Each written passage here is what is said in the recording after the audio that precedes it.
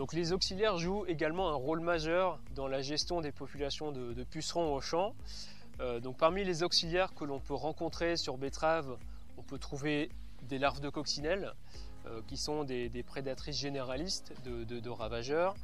On estime par exemple qu'une larve de coccinelle est capable de prédater jusqu'à 80 pucerons par jour. Comme autre auxiliaire, on peut trouver des larves de chrysopes qui elles sont capables de réguler plus de 100 pucerons dans leur vie. On trouve également d'autres auxiliaires comme des larves de cirphe, des auxiliaires au niveau du sol, donc par exemple des araignées, des carabes qui sont capables de monter sur les betteraves et d'aller prédater quelques pucerons. On retrouve aussi comme auxiliaire des hyménoptères parasitoïdes, donc qui sont des petites guêpes qui vont aller pondre directement dans les pucerons. Et les larves des hyménoptères vont se développer dans les pucerons et conduire à leur mort. Donc c'est un processus un peu similaire à ce qui est observable sur maïs avec les lâchers de trichogrammes, sauf que là on s'appuie sur une régulation naturelle, donc par les hyménoptères qui sont directement présents dans le paysage des parcelles. Comme autre auxiliaire, on peut également trouver des champignons entomophtorales qui vont conduire à une certaine mortalité, donc qui va être dépendante des conditions climatiques du printemps. Donc généralement ces champignons ont un rôle beaucoup plus important sur les printemps un peu plus humides, qui vont faciliter justement le développement des champignons.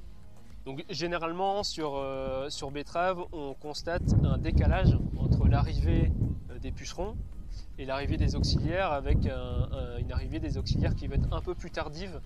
Généralement, on observe les premiers auxiliaires environ 15 jours après l'arrivée des premiers pucerons. C'est ce qui a été observé en 2022 par exemple, ce qui peut conduire à une difficulté de réguler les premiers pucerons vecteurs de virose sur le printemps.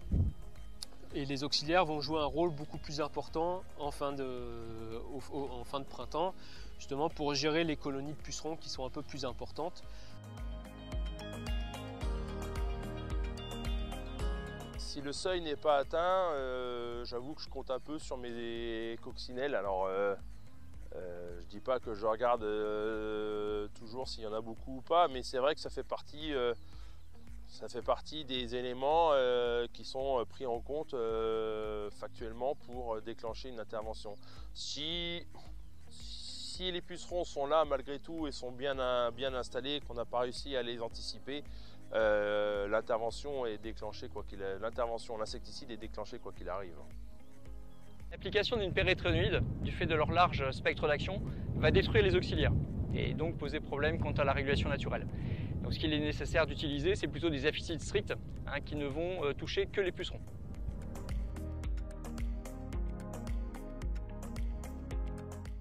Donc, pour favoriser les auxiliaires au sein du paysage et sur les parcelles, on peut mettre en place des bandes fleuries, donc à proximité des parcelles ou même au sein des parcelles, justement, qui vont permettre d'attirer les auxiliaires, puisqu'elles vont fournir de la nourriture pour les auxiliaires adultes, donc soit sous forme de nectar ou sous forme de pollen, ou de la nourriture sous forme d'autres proies. Donc ça peut être d'autres espèces de pucerons qui vont être dans la bande fleurie, qui ne vont pas impacter la culture de la betterave.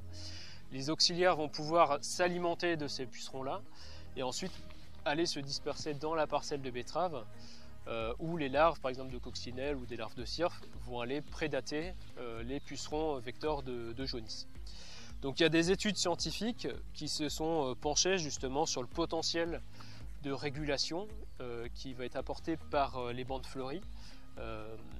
Donc là, il y a une étude par exemple qui a été publiée en 2020 qui s'est appuyée sur près de 40 études mondiales. Et cette étude a montré qu'on avait un potentiel de régulation des ravageurs par les auxiliaires sur 40 mètres de part et d'autre des bandes fleuries.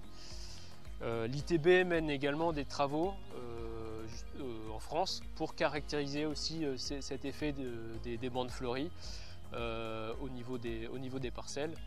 Donc notamment par exemple via l'implantation de bandes fleuries dans les passages de pulvérisateurs donc avec des répétitions de bandes fleuries sur les parcelles.